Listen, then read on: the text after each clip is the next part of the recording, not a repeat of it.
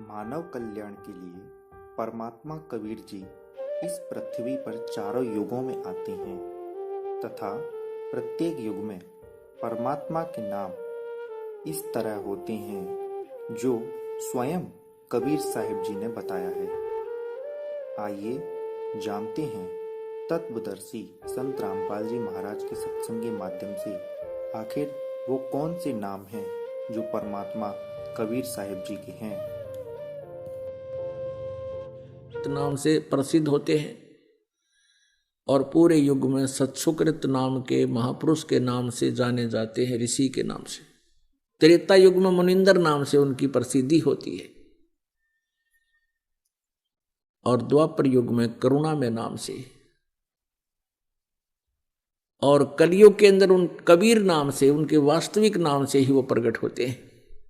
यही नाम रखवाते हैं जो उनका वास्तविक नाम है। कबीर देव, कबीर साहब। अपनात्मा परमात्मा वैसे भी अन्य कई रूपों में प्रकट होते रहते हैं, लेकिन कबीर देव जो उनका नाम है ये इस युग में प्रसिद्ध रहेगा। इसके इक्विवेलेंट और कोई प्रसिद्धि परमात्मा की नहीं होगी।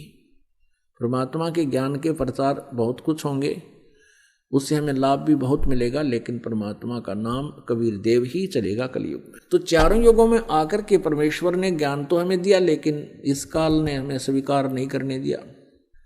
अब वो परमेश्वर अपने सतलोक शाश्वत स्थान से चलकर आते हैं, सनातन परम धाम से चलकर आते हैं। उस सनातन परम धाम में, सतलोक में कोई कष्ट प्राणी को नहीं होता। वहाँ जरा और मरण नहीं है। जरा मीन बुढ़ापा, मरण मीन मृत्यु। वहाँ जरा मरण नहीं है। वहाँ कष्ट कोई नहीं किसी के शरीर में, किसी प्रकार की कोई टेंशन नहीं है। उस लोक में हमें जाने से लाभ होगा, सर्व सुख होंगे। उसका भेद काल ने छुपा दिया और ऑप्शन छोड़ दिया कि उसको तो तत्वदर्शी संत बता सकते हैं, उनसे पूछ लो, मुझे नहीं मालूम। अब परमात्मा सतलोक से चलकर गति करके आते हैं और अपनी प्यारी आत्माओं को अपने विषय में पुनः जानकारी देते हैं। हमने प्रभु की परिभाषा पढ़ रखी है कि वो निराकार है। परमात्मा आते थे, स्वयं कहते थे मैं परमेश्वर हूँ, सारी सृष्टि का रचनहार हूँ, मेरा नाम कबीर है। कबीर देव जो वेदों में तुम कबीर देव पढ़ते हो वो मैं ही हूँ, और कुरान शरीफ में जो तुम अल्लाहु अकबर कबीरा खबीरा पढ़ते हो वो भी मैं ही हूँ। मेरी ही महिमा का गुणगान है।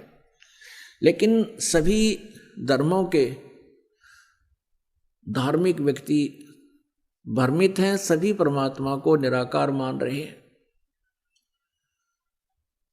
और प्रत्येक ने शास्त्रविद साधना करके कंप्लीट साधना ना मिलने से, पूर्ण साधना ना मिलने से, भक्ति ना मिलने से बहुत कुछ ट्राई की, प्रयत्न किए,